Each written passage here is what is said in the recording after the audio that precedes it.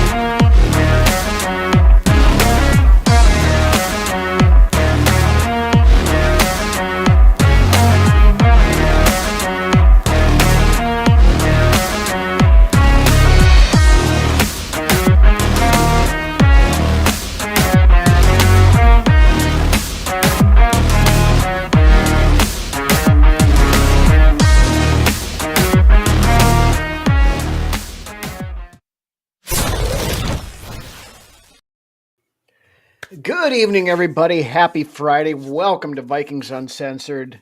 We are here. We are back. Free agency has pretty much run its course. There's a few randoms left, but not much of anything.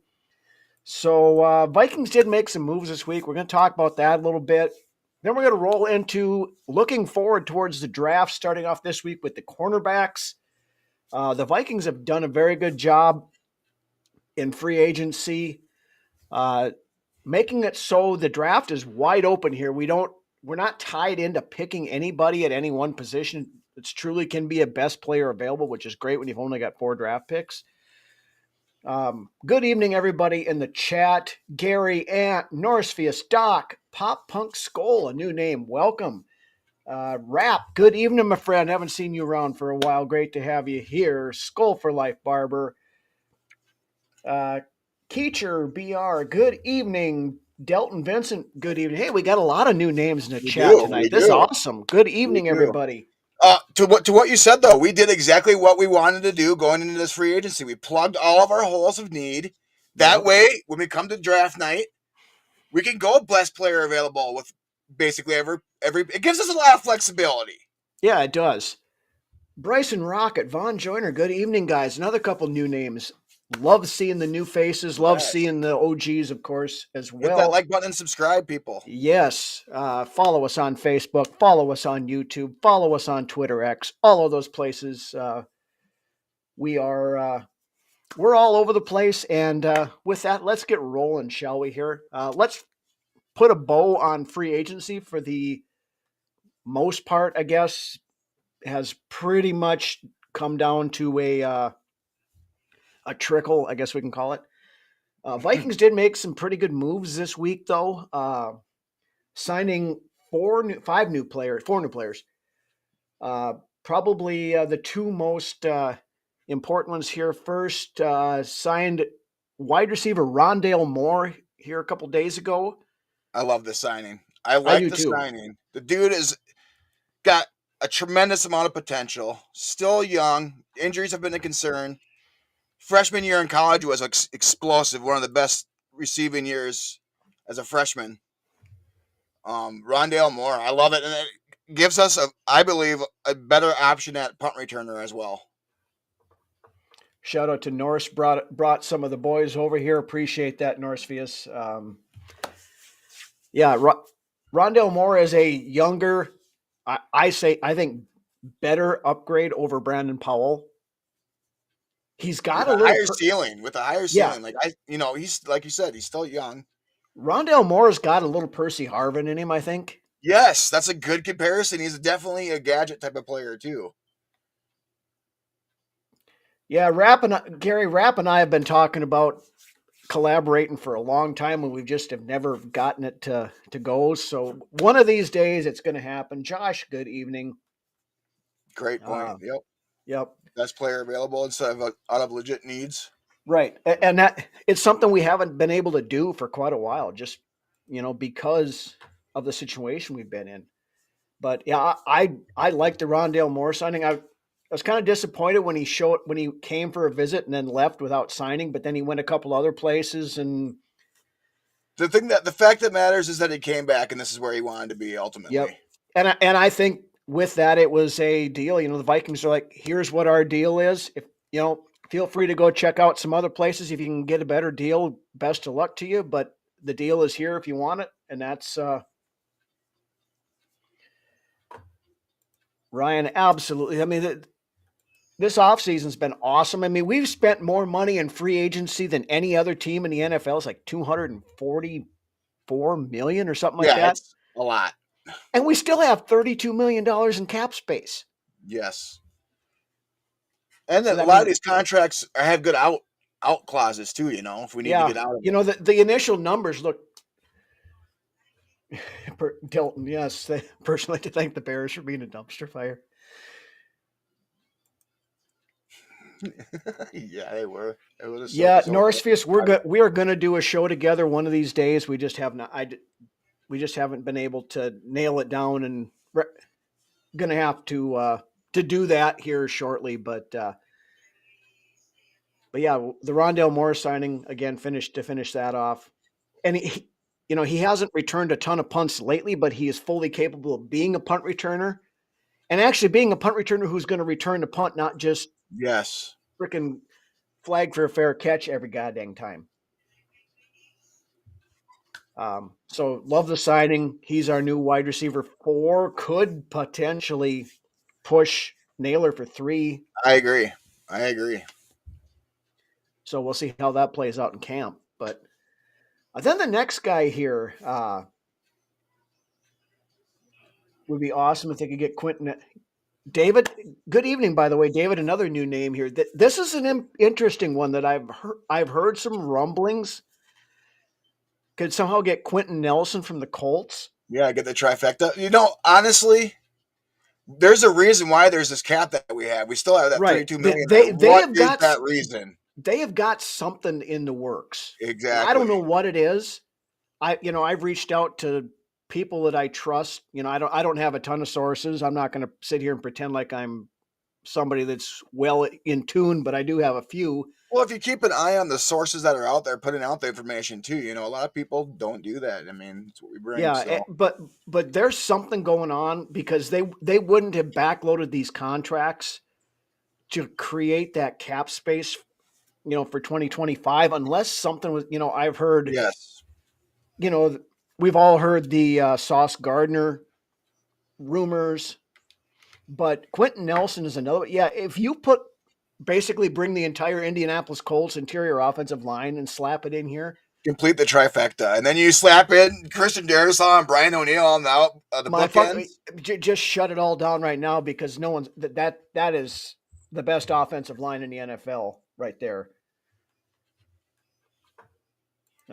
Keetry, we'll talk and we'll get more into the draft positioning as we get closer here, but I think that's a definite option, and it gives us that flexibility right now. We don't have to stick and pick if we don't want to. So the Tannehill talk is picked up too, and I've heard Flacco. Yeah, and we'll talk about the backup quarterback situation here in a minute.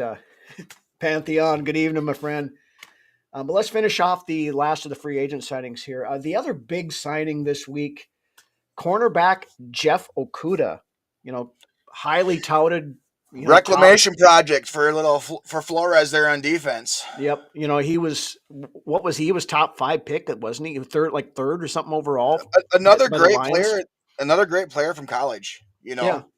Just hasn't really showed up in the NFL. And I mean, this is a Quessy type of toy. Yeah. And KOC's gotten plenty of his reclamation projects. Now Flores gets one. So, I mean, he's dealt with a lot of injuries, which I think has been the biggest cause of his issues so far over his career in the league. Yes. But potential to be great is there though for him. I mean, he was a hell of a college player. Yeah, he was. He absolutely was. I mean, shitty college players don't get drafted in the top 5. I mean, you're right. But I like the signing. It's a 1-year deal, so it's a low risk deal. If he doesn't pan out, oh well. But we needed some depth in the cornerback room at the very least. And, if anybody can get something out of him, it's this team. So we'll see what happens. I agree absolutely there. Then we had a couple other depth signings, I guess, anyway.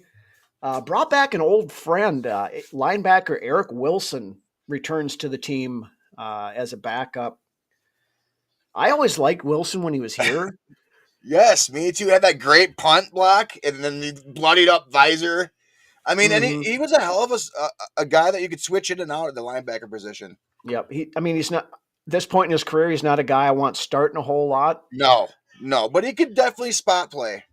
Yeah. So I don't know what that means for Grugier Hill if he's not coming back. I mean, he hasn't signed anywhere yet, but I think it says a lot about Grugier Hill coming back. But if he hasn't signed anywhere back, then you bring him in. I think he's an upgrade over Asamoah. Yeah. And that might be a thing, too. Asamoah might be the odd man out here, and they still need to build that roster up to 90. So I think the free agent signings are going to be more or less done, at least until the draft now, because they don't want to mess with that comp pick thing for next year. Yeah, because we got two potential, a third and a fourth rounder coming next year. Yeah. Georgia, Jameis Winston signed with the Giants. Yeah, I saw that. That just happened here this evening. So one more off the backup quarterback list. Like I said, we got one more to talk about here. Then we'll hit that. We'll get into that. But the last player that Vikings signed this week is wide receiver Tim Jones. Not to be confused with Tom Jones. Yeah, well, that's not unusual, but it kind of kind of is what it is, I guess. But Gronklin, yeah, we're not. I don't. Would you take Tyler Conklin back? I wouldn't say no to it. I mean, he was decent while he was here. I wouldn't say no to it either. But I mean, and whoever's coming in the third tight end, but. I'd like to be looking at a tight end in the draft. I mean, we have the flexibility. I'd be looking at a tight end in the draft. If Loveland was to follow us at 24, and I would be all right with taking him there, but I don't think he falls to 24. But a lot of the mocks I've seen, he's right in that 22 to 26 range. So he could be sitting right there. Now, you pair Colston Loveland exactly on this thing. You have him on one side, and then you have frickin' Hawk on the other side. And to those who don't know, Loveland was McCarthy's tight end in college. Yeah, one of his favorite targets. Sherfield signed elsewhere already. Disgusting act. So yeah, he went to Denver, I believe it was. So yeah, he is gone. Conklin's is the Chargers. Okay. Yes, I love Colston too. Pop punk. Yeah. Brenningstuhl, Mitchell Evans at tight end. Yeah, those are a couple of guys I've looked at a little bit. Brenningstuhl, the name sticks out just because it's a funky name and I've seen it a few times, but haven't really looked at the tight ends too much yet. But anyway, let's check out the backup quarterback situation here. Finally, this past week, we could put the stupid freaking Aaron Rodgers rumors pretty much to bed. Yes, I'm glad there was an announcement made, and you know what? It's still stupid right now, and you know exactly why. Well, yeah, I mean, Pelissero came out. What was it, Wednesday, and said this ain't happening. They're moving on with McCarthy, and the door wasn't completely shut, which of course it never is. That if McCarthy, God forbid, goes out and pulls a Teddy Bridgewater in practice, then they would be in the search for a quarterback. But right, they're just looking for a backup quarterback right now, and they're taking their time and their diligence on it. I'm not too concerned about the backup quarterback. No, the last thing on that Rodgers thing, the funny part, and I don't know what the deal is over there, whether Rodgers has some sort of dirt on him or if they're paying him a ton of money or whatever, but Diana Rossini over at the Athletic is still pushing Rodgers ending up in Minnesota. She was on exactly it. Yes. She was on Dan Patrick's show yesterday and said the same damn thing. I mean, like, you're blowing – you had credibility as a very good insider for a lot of this stuff, and you're blowing it by pumping this bullshit. It seems like there's a few of them out there to be left unnamed, but that are still pushing it. And if you watched or listened to the K-Fan yesterday, Paul Allen had Alec Lewis on there, and of course he's with the Athletic as well. So he was still kind of pushing. Oh, there was a lot of people in the building that were in on Aaron Rodgers, and Paul Allen's like, no, there wasn't. So I mean, believe what you will from PA because he knows what the team wants him to know, but. Anyway, we'll move on from that because it's over. It's done with. I don't want to talk about him here anymore. Fuel. But looking at the backup quarterback situation, I think George put it up here earlier. Jameis Winston signed with the Giants today. So that's one more off the list. The list is dwindling down a little bit. The two names I keep hearing as veteran backup / mentors that the Vikings have been talking to are Joe Flacco and Ryan Tannehill. Mm-hmm. Mm-hmm. Now, I saw some more steam on Tannehill today that the Vikings have actively been talking to him. Nothing done yet. Yeah, and he wasn't on the roster at all last season. No, and that's the thing. That's the one thing we talking about the comp pick formula and that kind of stuff.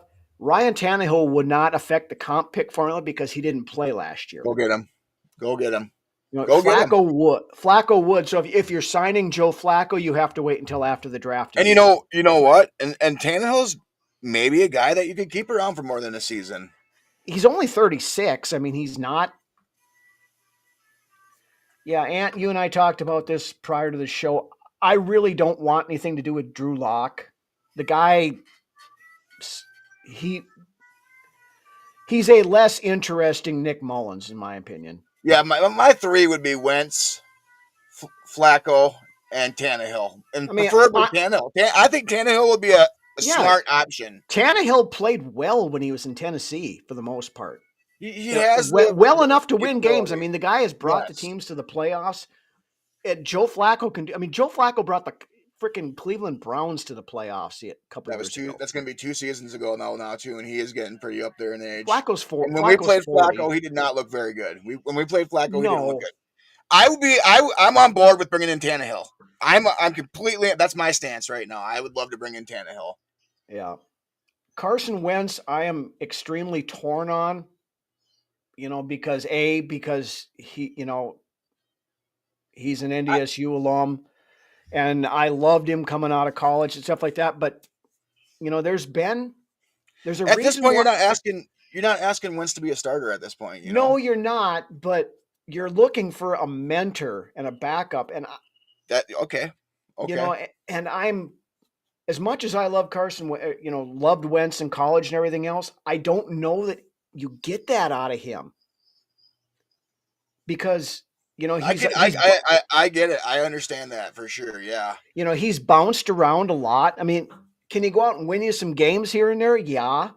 But he's also probably going to throw a bunch of interceptions. Tannehill's also been on record that he wants nothing to do with being a mentor to another quarterback, but that was a few years back. Maybe things have changed since then. Yeah. I mean, sitting on the couch for a year will do that to a player. Yes. And Tannehill would also be looking at the Vikings here as a legitimate chance to go win a ring. Yeah. Something he doesn't have. And you get to go to KOC University. Yeah. Yeah, Carson Wentz has 2 rings, Bob. Yeah, I know, but he's the first one, of course, at the expense of us in 2017, but that was because of Nick Foles after Wentz went down, but he still got the ring, and then he got the ring. Who did he get the second one with? Who did he get the Chiefs? He was only with the Chiefs last year, and they didn't win, so I think he's only got 1 ring. Well, somebody in the comments fill us in if we can't think of that second team. Yeah, tell us if you know. Wentz doesn't have a lot of turnovers. Ant, did you watch Carson Wentz when he was a starter the last couple times? No. Yes. And he's not over the hill. Tannehill's only 36. I mean, that's still, people that are sitting there wanting Kirk Cousins. Kirk Cousins is older than Ryan Tannehill right now. Yeah. Tannehill, I think, is the guy. I'm all in on Tannehill as a backup quarterback. Yeah, I am too. That's right now. That's the guy that, I wanted Gardner Minshew, full disclosure. I made no bones about that, no secret of it. But of the guys that are left, I think Tannehill is probably your best option as far as being able to win you games if something happens to McCarthy, he gets hurt, whatever. And he started a lot of games, He has. The guy's played a ton of games, over the years, started a ton of games. And he's a guy that doesn't, he's not going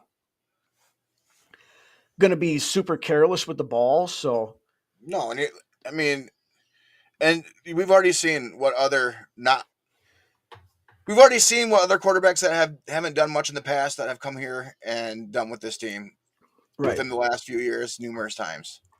And he's that older veteran who's seen a lot, done a lot, and that's the kind of thing that you want for sitting behind McCarthy. If you could get that,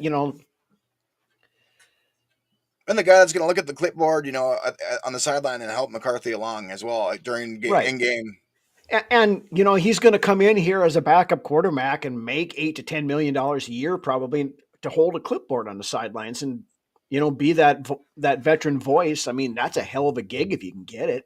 Yeah, and like I said, you get to be part of that quarterback room in Minnesota here that seems to be a hot commodity. Yeah, and no. And Russell Wilson isn't going to go take. Russell Wilson wouldn't take a backup job. He wants to start somewhere. Well, he doesn't have many options. Yeah, but he doesn't have it. He doesn't have a choice, but that's what he wants. I bet. I would imagine. Russell Wilson's a fruitcake. I'm sorry. The guy is just. He is not somebody that's going to fit well into the culture of this team. When he was in Denver, they talked about the fact that his teammates, his wide receivers and stuff, couldn't call him directly. They had to get a hold of the team, and the team had to get a hold of Russ. Yeah, that's gone back. That has gone back for a while now. Yeah, I don't. The only quarterback I wanted less to do with than Russell Wilson was the guy we just talked about earlier. Yeah. I don't want either one of them. Anyway, but moving on. We'll find out what's going on in the. Yep, Norsefius, that is exactly right. We got three, they like Brett Rippon. He's the number 3 guy right now. We talked about, could he be number 2 last week? And I truly think they like Rippon. I know they like Rippon. They've made no bones about the fact that they like what he's done, running the scout team and stuff last year. I don't know that they're ready to make him the QB2. I mean, it's a possibility, I guess, if things fall apart, but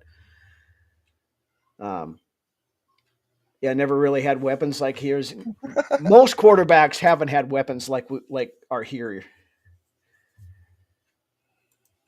Ant, we're not picking on you. We're just humorously disagreeing with you tonight, I guess. But anyway, let's move on here to the meat and potatoes of the show.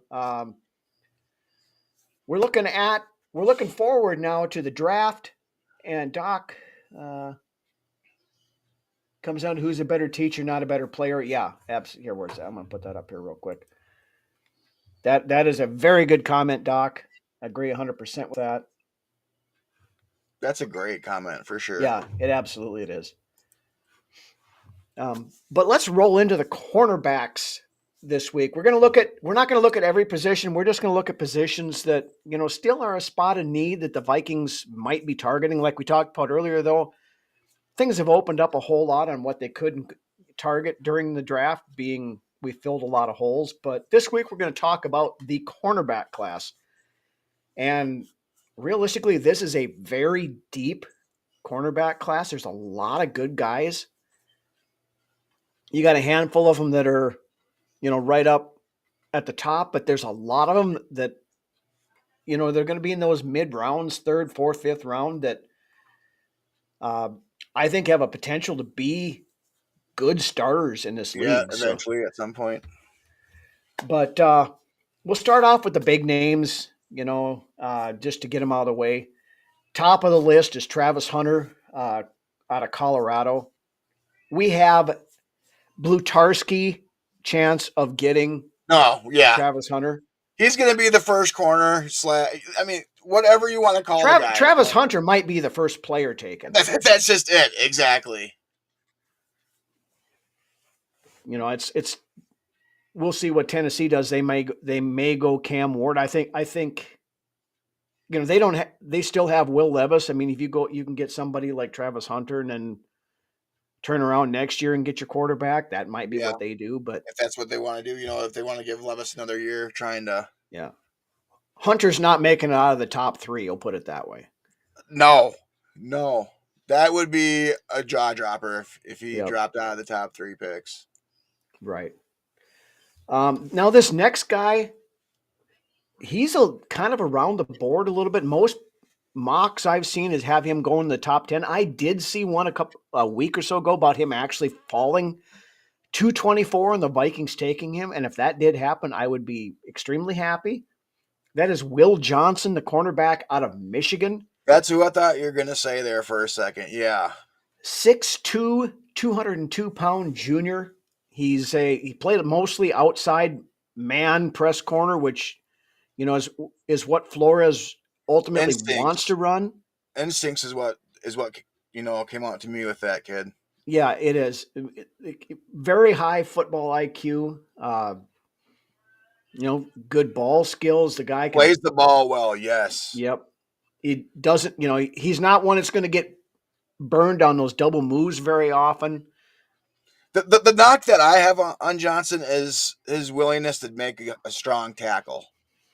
He can't play the run very well. I'd like to see him be a little bit more physical. Yeah, he's got some swagger to him, but that's what I think is what the case is here. I would like to see him be a little bit more physical.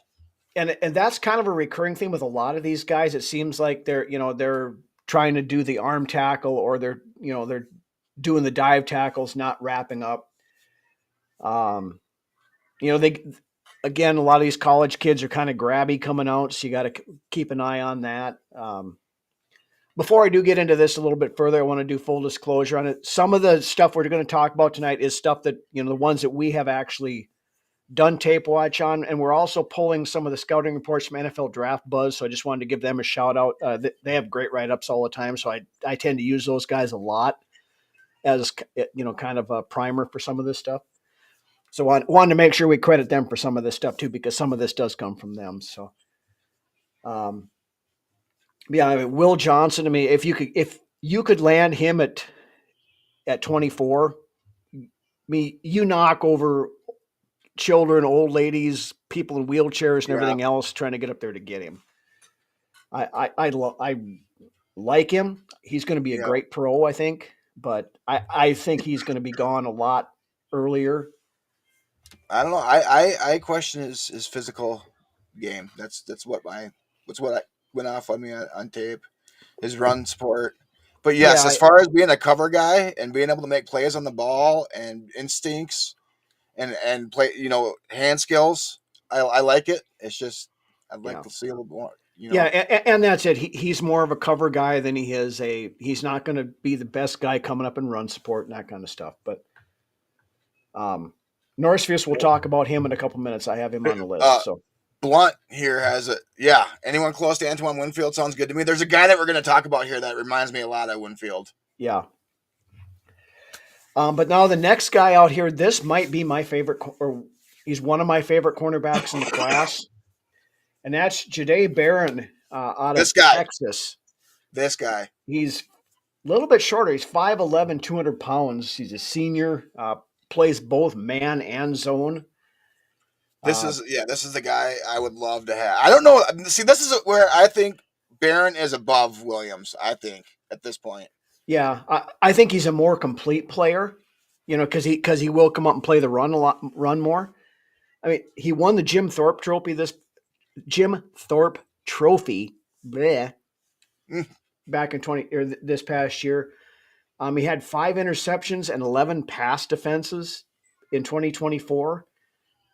He excels in run support. He's not scared to come up there, and that's, that frame and size and stuff. He's got some Antoine Winfield, and that's the first thing I saw when I watched tape on him. That's why I mentioned it. I have a great little thing. I went back and watched tape on the guy. And this is what I've seen as far as pros go, and I really honestly don't see a lot of cons in Barron, other than his size might limit him in some capacity, but yeah, I got, technically sound, and he's not too handsy.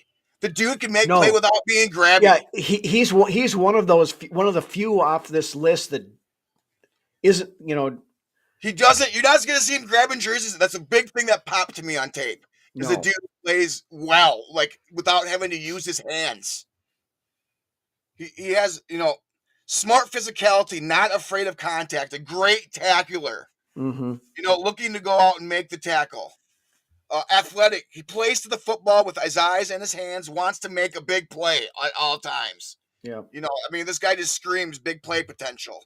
Great focus and concentration, does not get lost in coverage, and is able to play man or zone, as Ryan stated. Plays with confidence. Plays with a ton of confidence in his game, and he has to get some swagger. He also has got some swagger and attitude that teammates will love in that secondary. He walks the walk and talks he talks the talk and walks the walk as well. Now, the one thing I did notice on some of the tape when I watched on him is he's playing aggressive and coming up with the run and going up to make that tackle, but he's got to get a little bit better at wrapping up when he does it. He's one of those guys that tends to, try to lead with the head and knock the guy down instead of wrapping up. That's all about technique. That doesn't bother me. It is. He's willing to be physical. He's willing and you can coach that out of him. Yes. But technique can be taught. Right. But that is that's a recurring theme with a lot of these guys. So it's not just a knock on Barron. It's just one of, I don't want to just say this guy's awesome. This guy's great. This guy's great. He's perfect. Everything else. They've all got flaws. Barron is and awesome. That was one of the nitpicks I did have on Barron, but I love this kid. I do too. If we pick somebody in the first round and with that pick, I would. If Barron was to happen to fall, and we got him, which is rarely ever happens. McCarthy was the guys that we called last year. We were going to take if he took, and that happens very seldomly. So if we got Barron, I would be ecstatic. Yeah, to Norsevius, he did tear his ACL last year, but he should be good to go. And I mentioned this to you. This was before free agency started when we started looking at some of this stuff. If we hadn't re-signed Byron Murphy, Jahdae Barron, you could have put him in number 7. You probably wouldn't have been able to tell the difference between the two of them. I don't know. I think Barron might be better, but I think he would have slid right into that slot cornerback role and been a impact player from day one. It's almost at the point where I like Barron almost as much as I like Branch when we took Branch, or when Branch was in the draft there a couple of years back. Yeah, I would have absolutely no issues. He's the guy I would run to the podium for sure. Yeah. Now the next guy on the list here, another very good cornerback prospect, Siobhan Revel Jr. out of East Carolina. Big kid, 6'2", 188. Very athletic kid. He's played on special teams as well. He's blocked 2 or 3, I think at least, kicks in his career. Very fluid as a big guy. He's not real stiff in the movement. He can make those turns and follow the wide receivers.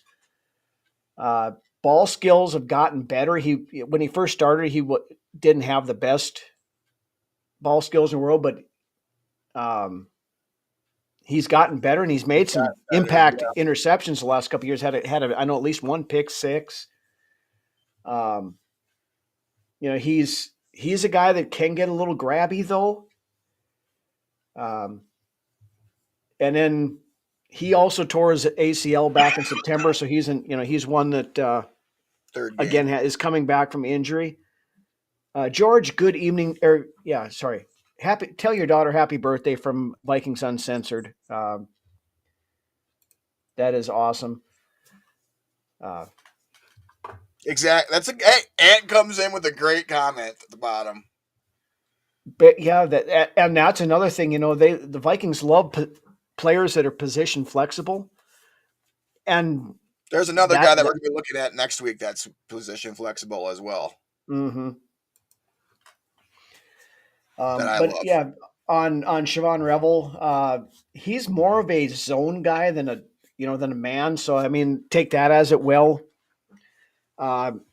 One comp I saw when I was watching stuff through him is kind of an Antonio Rogers Cromartie type guy. Okay. So I mean, if you could get that kind of production out of him, I'd be good with that. I mean, I don't know if you're going that route. I mean, I think Flores wants to be able to run that man defense. I do too, and that's why I have Revel down a little bit. But he's a good player. Don't get me wrong on that. And yeah, good player. Yeah, he's a good player. I wouldn't right. mind. I've seen a lot of places where he's getting mocked to Green Bay a lot, so we may end up having to play against him twice a year. But I'll take my chances with Jefferson and Addison going against him, I guess. But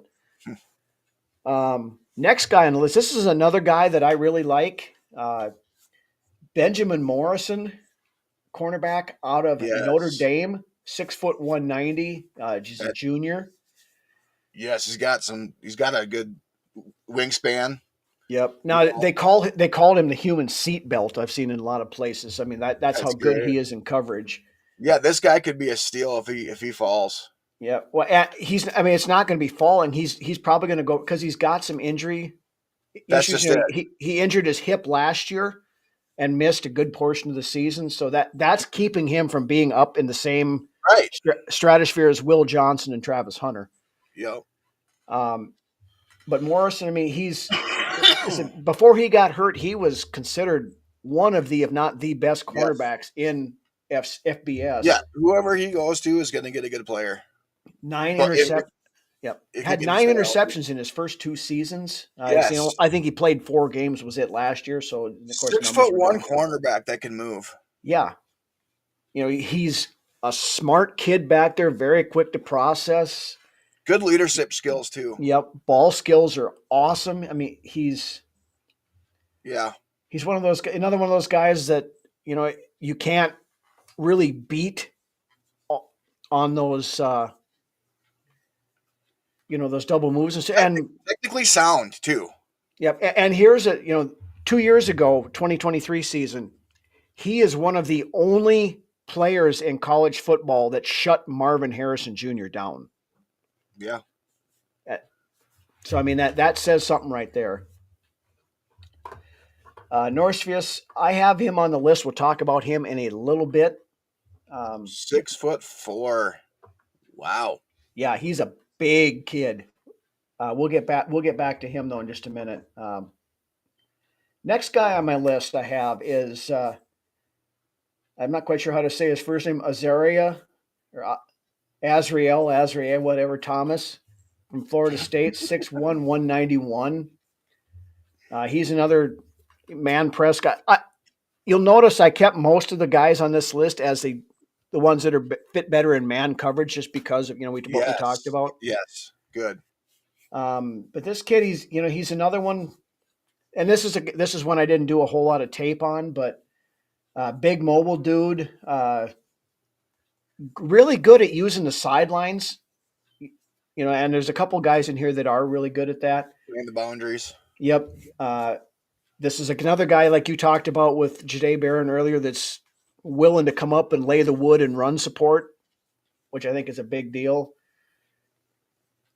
One couple of knocks on him though. His tackling technique needs some work. He's another one of those guys that'll try to arm tackle or just try to knock people down with the shoulder instead of wrapping up. Yep, technique. And then his ball skills aren't real great. He knocks down a lot of passes. There's a reason he plays corner, not receiver. Yeah, he knocks down a lot of passes, but he's not picking off very many of them. So he's got to, if he can. Pass breakups are good. PBUs are good, yes, but when you start looking at a lot of these other guys, had 8, 10, 12 interceptions in his career. Splash plays. Yeah. Yep. Yeah. George, he's a safety. We're going to talk about him next week. Oh, so, yeah. He's the guy I was talking about. He's yep. But he's more of a, Isaiah Simmons type player. Yeah, he is. I don't have him on the cornerback list, though, so we haven't really done the research on him. So we'll hold him for later. The next guy on the list, this is another guy I think that's got some potential. And the guys now, we're starting to get into that round 2, round 3 kind of range, which currently we don't have a pick. But if we do move back in round 1, I think, some of these guys could be in play in, picking up a late second to or a third round pick kind of thing. Trey Amos out of Ole Miss. Yes. Another guy, I know a lot about this guy. I'd like to see what he has to say. What's that? A disgusting act. Ole Miss is his team. Yeah. 6 foot 195. Another outside corner. This guy isn't he's aggressive. He's another one of those guys that will come up and lay the frickin' wood to you. Great hands for trying to disrupt the wide receiver's routes. He's not the hands. He kind of is going to get the penalty, but he knows how to use his hand placement. Good recovery speed. His ball skills are very good. Couple knocks. I know he's one of these guys that he will get beat on a double move once in a while, and then when he's playing zone, he doesn't quite have that aggressiveness.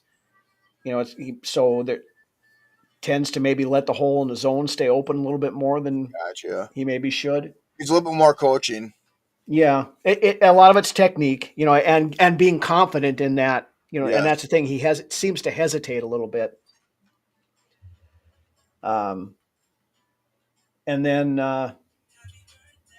again, another one that needs some work on tackling technique. And a lot of these kids are going to need that because for some reason, they're not teaching tackling like they should be in college anymore.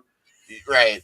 So you got these kids that are coming up and just they're going to throw a shoulder into somebody. Well, you start throwing a shoulder into a Justin Jefferson or wrap up, and some of these guys, they're just going to push you out of the way and keep on going for another 30 yards. I don't know. We've had some defenses here that we've had some questionable tacklers on this team, and it's just embarrassing seeing your guys try to arm tackle some of these guys and it's not working. Right. Wrap up. Yeah. Next guy on the list, this is one we were talking about earlier. Maxwell Hairston out of Kentucky. Another little bit smaller guy. He's 5'11", 179.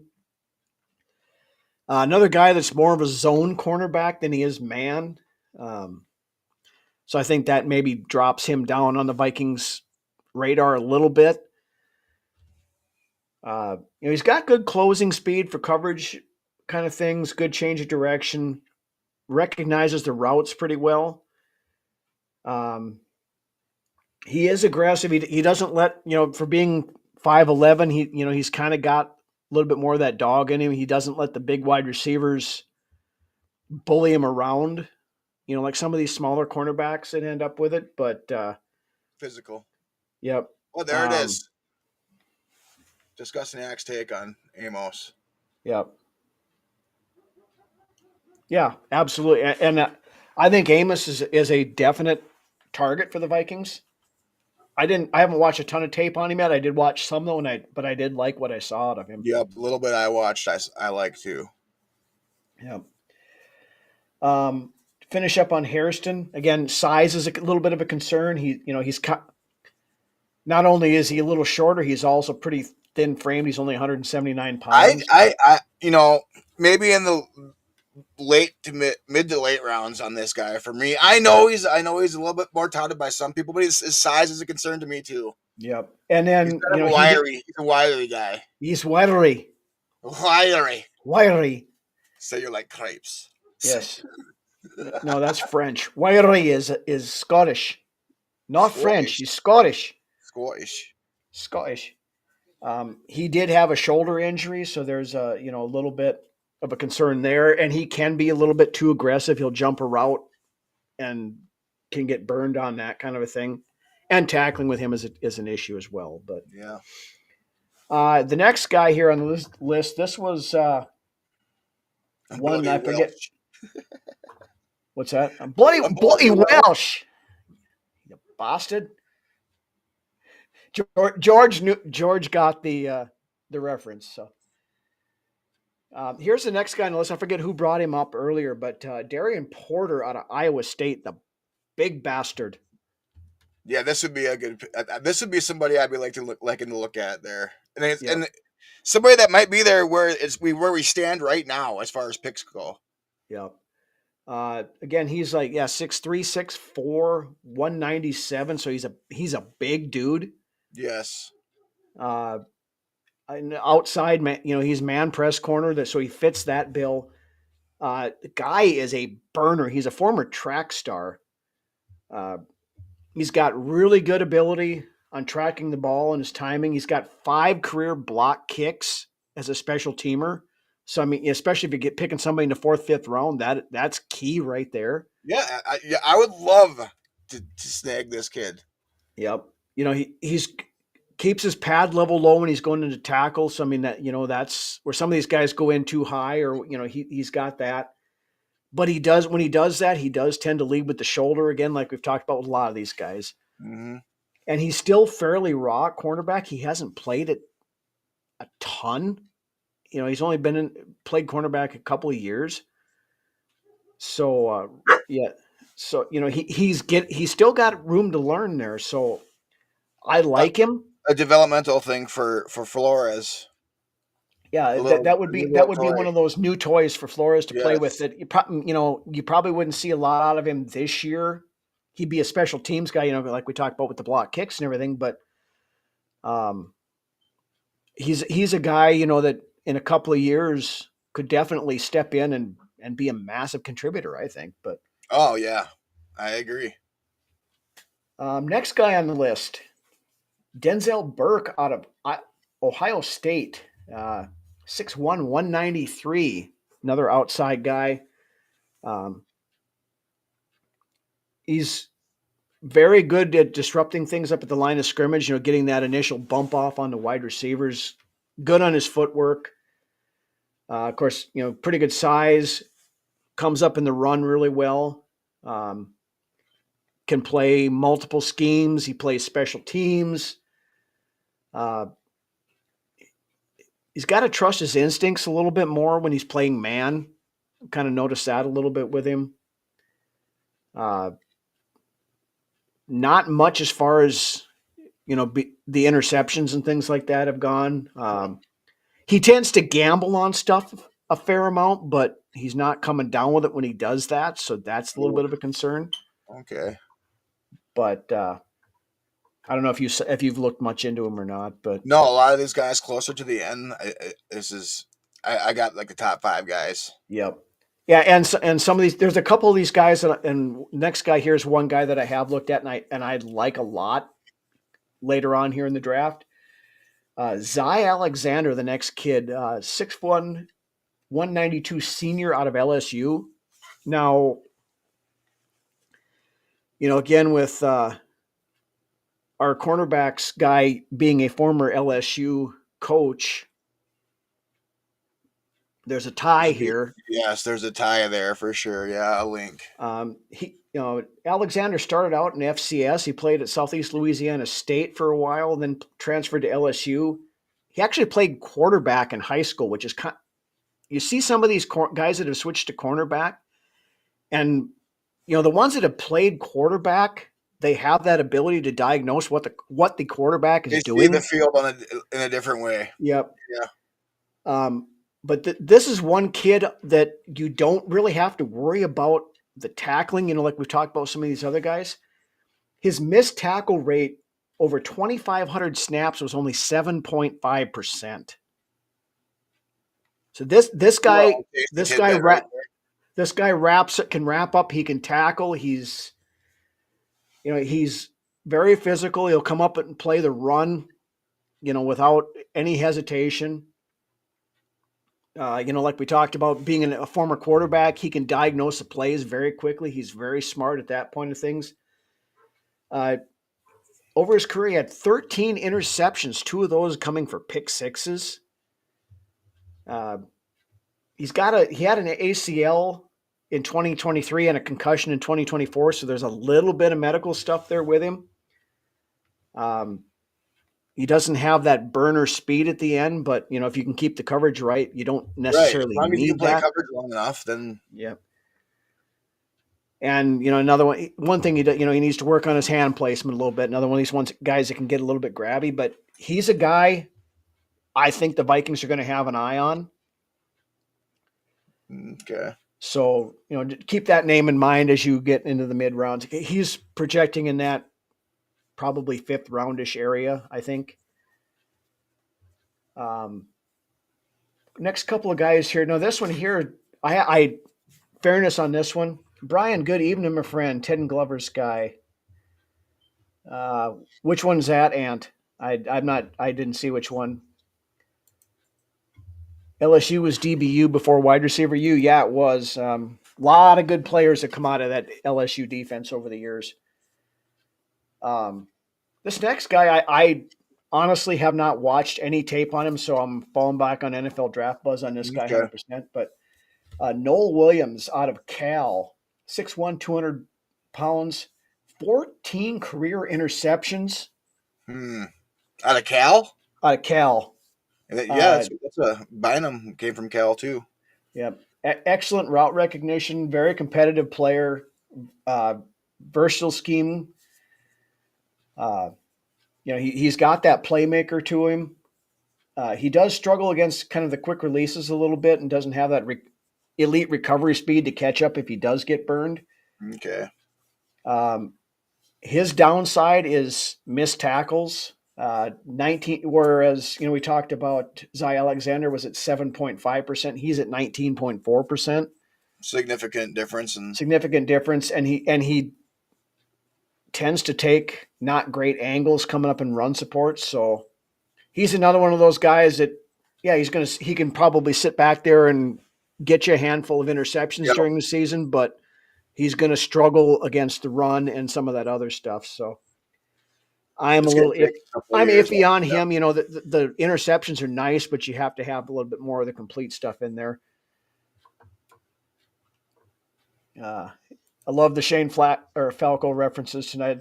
That's still one of my favorite football movies of all time. I love that movie. This one here, I'm putting my hot spicy take prediction on this kid right here. Okay. This kid may be one of the steals of the draft. O'Donnell Fortune out of South Carolina, 6'1", 188. This kid was the MVP at the Shrine Bowl. I like the last name too. Yeah, Fortune. Started off as a special teamer and rolled up into a very, very good cornerback. Now, he's a little bit more of a zone guy than he is a press man type guy, but the kid has excellent ball skills, very high IQ, able to read and react really well, can play inside, can play outside, very aggressive in coming in, playing the run, and covering guys across the middle. So he might be fit more into a slot corner role in the NFL than probably an outside corner. But just some of the stuff I watched quite a bit of tape, and I watched the Shrine Bowl on him. He had a pick six in the Shrine Bowl also.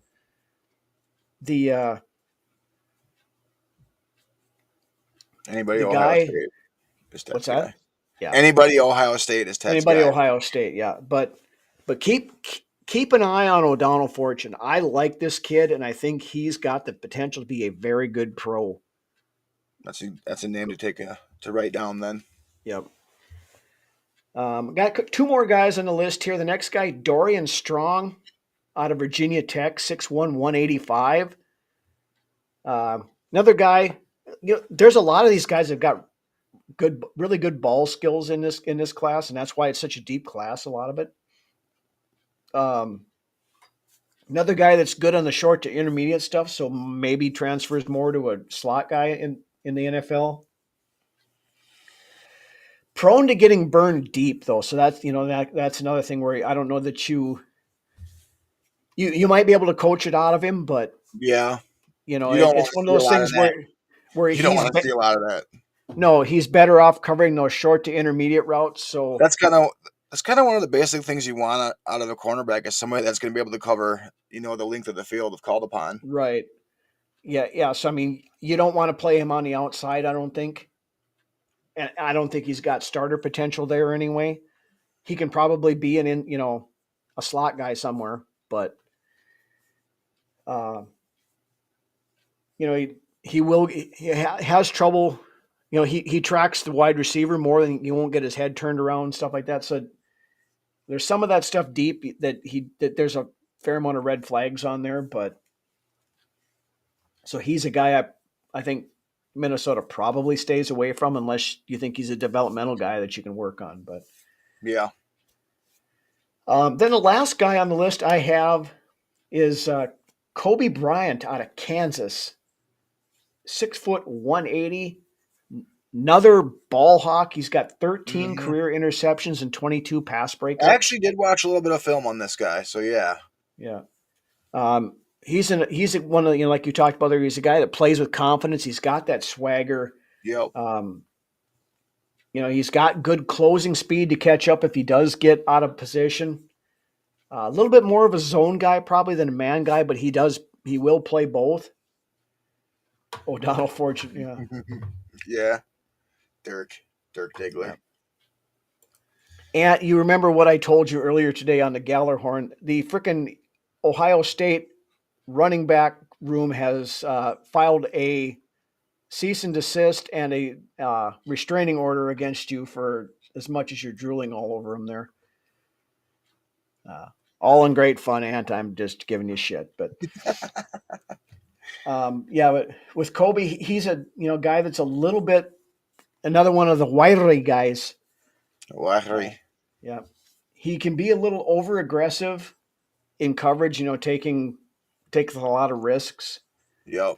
And somebody who tends to go a little bit low on tackles. He'll dive at the legs a little bit instead of trying to wrap up, which I don't like that. That's you're kind of bordering into that Kirby Joseph territory there. Looks dirty.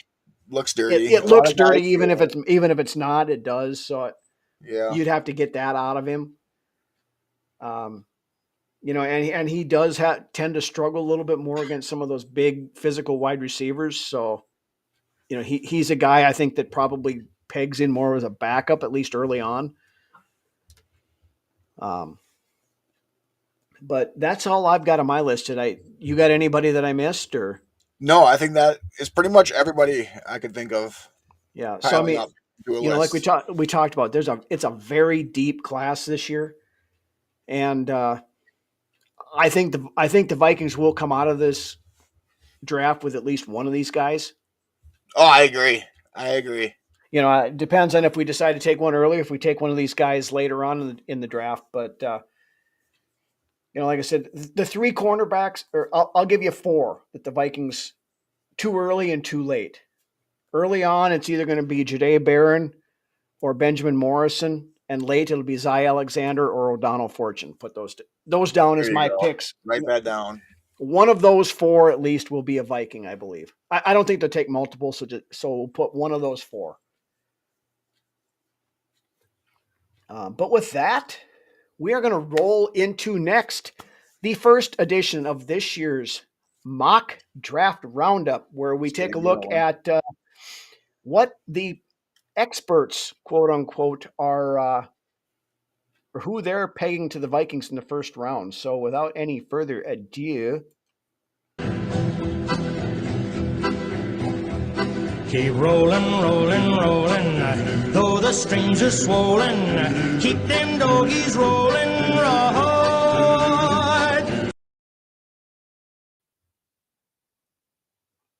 Oh, hold on. I lost Brunswick. Oh, there we go. We're back. All right. So for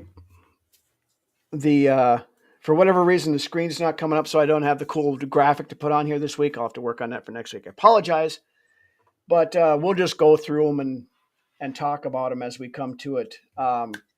So this week's top pick for the Minnesota Vikings in the first round. Now, fairness here, there were a lot of these mock draft guys that had the Vikings trading out of the first round entirely, which isn't out of the realm of possibility. I think that's a legit possibility.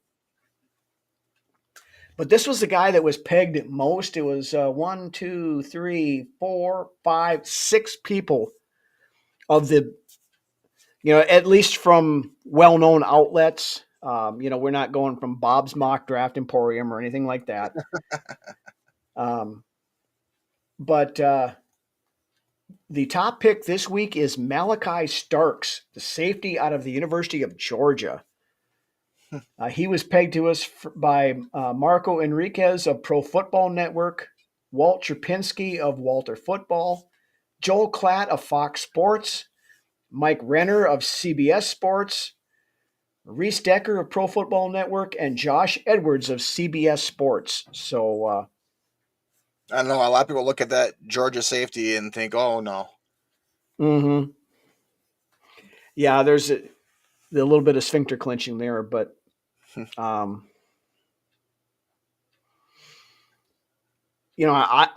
watched a little bit of him. I saw a couple of Georgia games this year. I mean, he's a good player.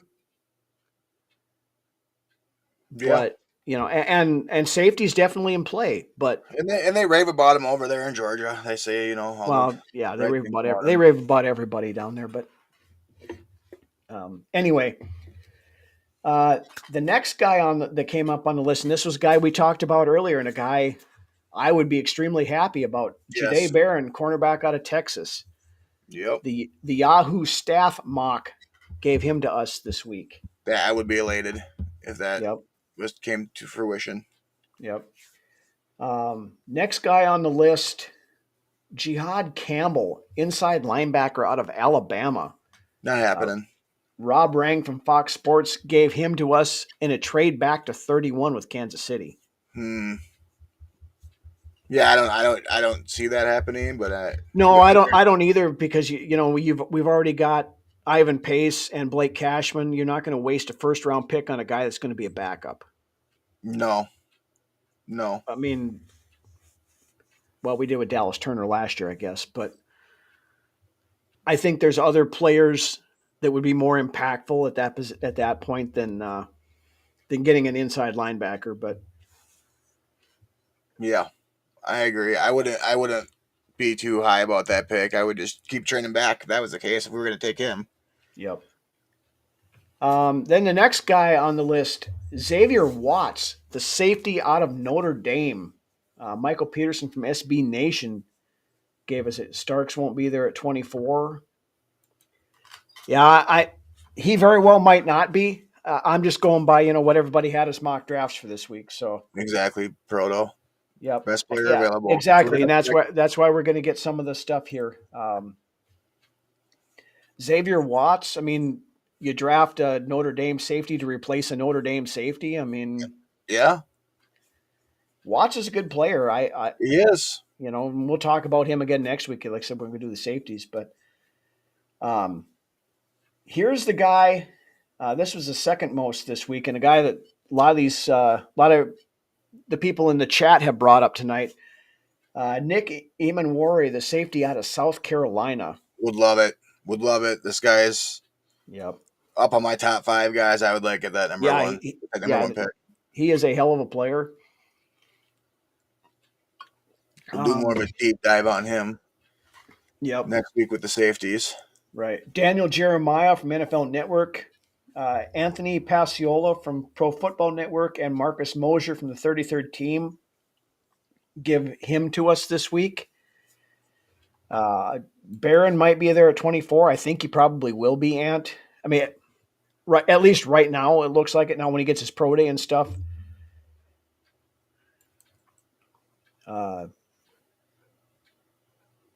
If he's like Ronnie Lott. Like Ronnie Lott. Yeah. If you can get a Ronnie Lott, absolutely.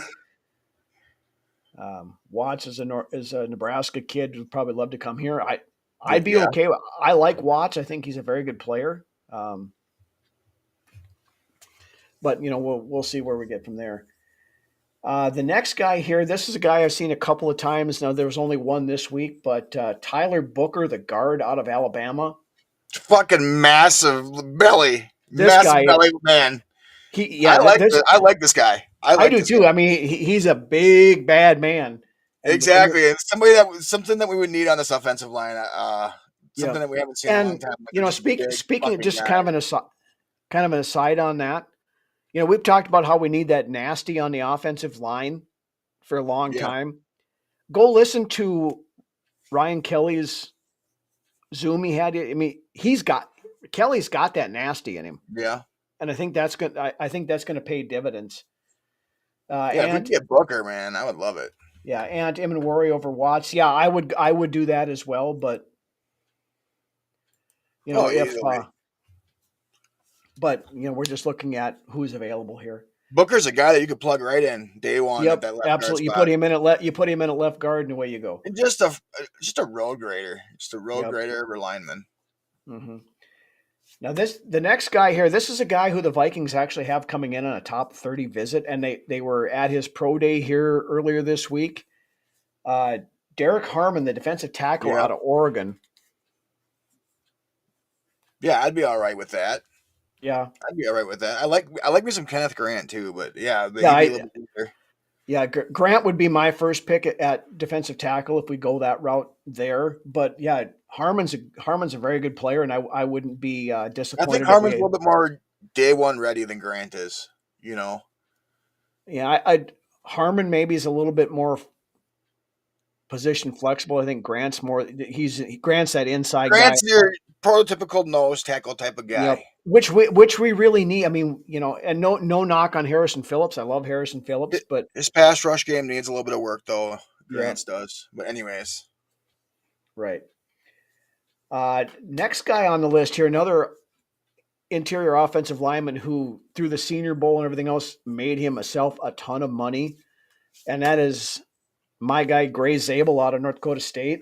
Love this guy. Mm-hmm. I love this guy. This is a guy that would put a smile on my face if we snag him at 24. And I think there is a very good possibility of this because of his position flexibility. I mean, he's a natural lunch bucket type of player. I mean, he started off as a tackle, but he's a natural guard, I think, in the NFL. But as he showed at the Senior Bowl, he's also a center.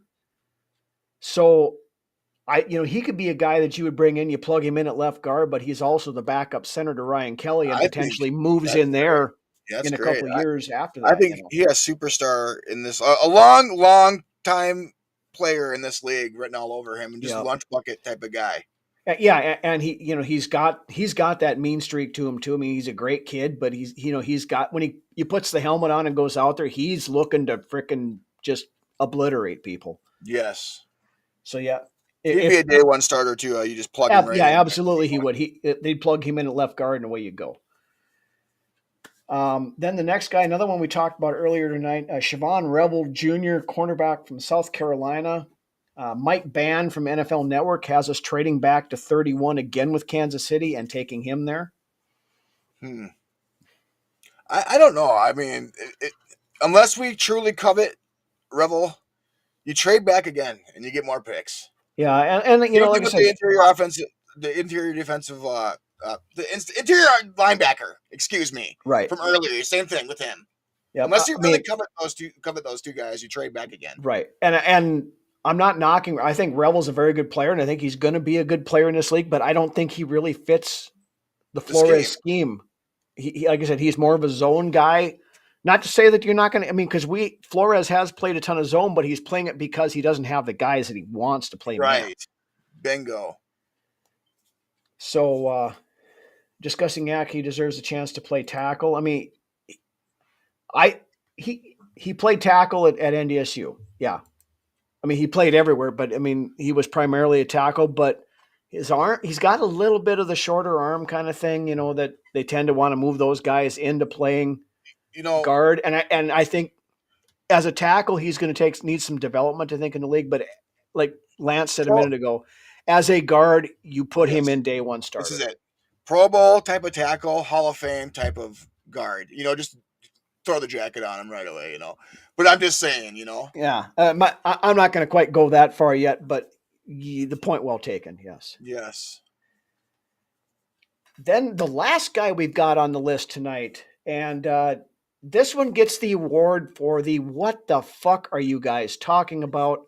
I mean, we've been great on the best player available type stuff, but best player available at a position that he has no chance of playing makes no goddamn sense whatsoever. And this falls into the we're fucking lazy and didn't really research the Minnesota Vikings kind of thing. We've got the SI staff and the athletic staff both mocking Kelvin Banks, the tackle out of Texas. This is just dumb. This is just dumb. Yes. And I don't think Banks is a guy that they're gonna want to move into tackle. He's a first round tackle. Yeah, He's gonna play tackle. Yes. But you have Brian O'Neill and you have Christian Darrisaw. You're not drafting a tackle in the first round. And to clarify this, he doesn't have that flexibility that you'd get out of like a Zabel, No, I mean, not to say that he couldn't move in there, but I think Banks is a natural tackle. Yes. So Vikings are not gonna draft a tackle, offensive tackle, round one. No, that's another situation, just like we said prior. If that's the case, you just trade back and accumulate more picks. Yeah, Spielman friends very well could be Norsefius. I mean, Vikings picked the only player from Georgia, and I'm still. Lewis Cine didn't work out, and Kwesi's going to get shit about that. As long as he's in the league, not working out. A lot went into it. That's unfortunate how his career started, and he just never recovered from it. And it wouldn't be so bad if Kyle Hamilton didn't turn out to be such a good safety. We knew he was. I mean, you and I were really high on Kyle Hamilton coming out. Okay, so Rhino, was that the last one that we had to hit on for the roundup? That was it. Yeah, it's the last one. Okay, so with that being said, I got something here. All right. At this point in time, do you extend Kwesi? Yes. Exactly. I agree 100%. I mean, just the way he has approached these 2 off seasons and brought in the guys that he's brought in free agency, and still not really. I mean, I think they're still good to come out of that second draft that he had yet. I mean, there's still a lot to be seen there. But he's all but made up for it. I think you give him the same type of deal package him years-wise as strap him to O'Connell as his GM. Mm-hmm. I think it's a package deal, Yeah, and at this point, I think they're going to wait until after the draft before they extend it. But I think he absolutely deserves an extension in my mind. Yep, I agree. So with that, though, Lance said we're going to struggle to get to an hour tonight. We're at almost an hour 15. 15. Yeah. Tends to always be that way. But thank you guys. We still got over 40 people in the chat, an hour 15 into it. So really appreciate you guys joining us. Great comments, great discussion. You guys bringing the knowledge on these cornerbacks tonight. That was awesome. Yes. Safeties next week. And I know you guys are hitting a lot of them tonight. So I know there's going to be a lot of great talk next week as well. But I think we're probably going to end up it might be a later show on Friday next week because I have plans on Saturday that I will not be able to do shows. So it might be a 10 o'clock show on Friday. We'll let you know for sure, but it won't be Saturday night. We'll put it that way. But yeah, we're looking at safeties next week. Maybe have some more on the backup quarterback position, depending upon how things progress this week. And a ton of more great stuff. So make sure you tune in again. Don't forget about that extra cap space. There might be that, like we talked about earlier to begin the show. Absolutely. Might be something in the bag yet. Again, but I think that probably doesn't play itself out until after the draft because if you did something like that now, I think the comp formula gets a little fuzzy for next year, and I think they want to keep that extra 3 and 4. So that makes sense. I wouldn't look for that trade to happen until after the draft because once the draft hits, then it closes the door on alterations to the comp picks. So, But I mean, there may be rumors and stuff coming out in the next, this next week or whatever. That yes, George, absolutely. I was getting to that too. Shout out to the Filipino fan club, Mi Familia over there in the Philippines. Nympha was on earlier. Shout out to all you guys in the chat again.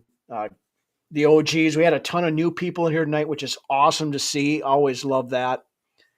And with that, you guys have a great weekend, and hopefully you can get out and enjoy some good weather someplace. It's supposed to be off and on here, but anyway, thank you again, and why don't you take us home, Lance? Love all you guys in the comment section. Thanks for coming out tonight and watching the show. We appreciate each and every single one of you. I love interactions that we get between you guys, like I say every week. Come back next week with safeties and same shenanigans as always. That being said, we'll see you next Friday, most likely, 10 p.m. Millie and Aubrey, if you're out there watching, Dad loves you. Let's go. Have a good weekend, everybody.